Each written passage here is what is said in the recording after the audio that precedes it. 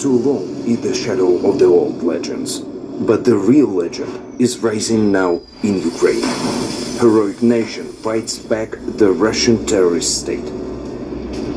There are no rules for Russians.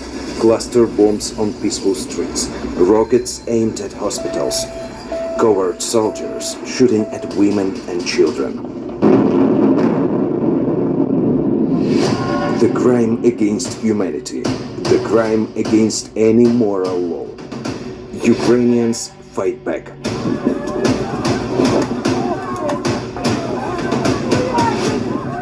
The only motto they know, the heroes never die. Join the Ukrainian legend. Become a hero. 4 simple steps. Apply to the Embassy of Ukraine in your country. Ask to join the Foreign Legion of the Territorial Defense of Ukraine. Get your documents in order. Pass an interview with the defense attaché. Write an application for enlistment in the Territorial Defense of Ukraine. Receive instructions, assistance, and come to Ukraine. The world needs a hero. Become a hero. Use your military experience to fight against evil. No doubts, no politics. The battle against Russia is the battle for your future. Foreign Legion of Territorial Defense of Ukraine is waiting for you. Мир ждал с флагом России на площади. Вы этого хотели, да?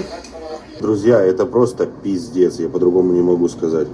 Посмотрите на это. Просто ёбнешься. Блядь, я в ахуе просто. Тут везде все повыносило, доски валяются. Вон машина взорвалась. Images of something we have just learned about from the Associated Press and Reuters, and these fireballs that you're seeing in the near ground are important and chilling. Here's what we've learned. Europe's largest nuclear power plant, the largest one on the continent, is in southern Ukraine. And this moment, it's reportedly being shelled by Russian troops. Now, that's according to the Associated Press. They're quoting the plant's spokesperson. But I've just gotten word that the Ukrainian foreign minister has now confirmed this to NBC News. He says the Russian army is firing from all sides of this nuclear power plant. Now the live stream has come down, but they tell us a fire has broken out on the site. The mayor of a nearby town telling Reuters news agency that the plant is on fire. And these explosions that you're seeing, this has just happened. We got this live stream up about 1 minute ago. We were preparing to tell this breaking news. NBC News is not there, so we couldn't independently verify. So we had it from the Associated Press, we had it from Reuters, and we were waiting for someone from the Ukrainian government before going with it, and now we have it. And just as I began speaking, these flashes of fire started exploding on the screen. Again, what you're looking at is the largest nuclear power plant on the continent of Europe. It's in southern Ukraine, and according to a power plant spokesperson and others, Russians are firing from all sides on it. The fire was in the background earlier. When we first got this live stream up, it was in black and white. We couldn't see much of anything. We weren't even sure if it was worthy to show you because it just looked sort of like a power plant with lights in the background. And then, just as I started speaking, the fire that you're seeing on your screen right now. The nuclear power plant's live stream hadn't been showing much, but now it does. I want to tell you one more thing. Russian forces, of course, have already captured the former Chernobyl plant in northern Ukraine. That's the nuclear containment area there and the site of the largest nuclear disaster in history. There have been widespread concerns that this conflict could move into nuclear areas and cause what could be, potentially, a terrible and horrifying nuclear disaster. Well, now we have it confirmed from people on site, from the plant's manager and others, and from the Ukrainian government, that Russian forces have surrounded the place, are shooting at it from all sides, and we watch this fire in the very center of your screen happen before our eyes.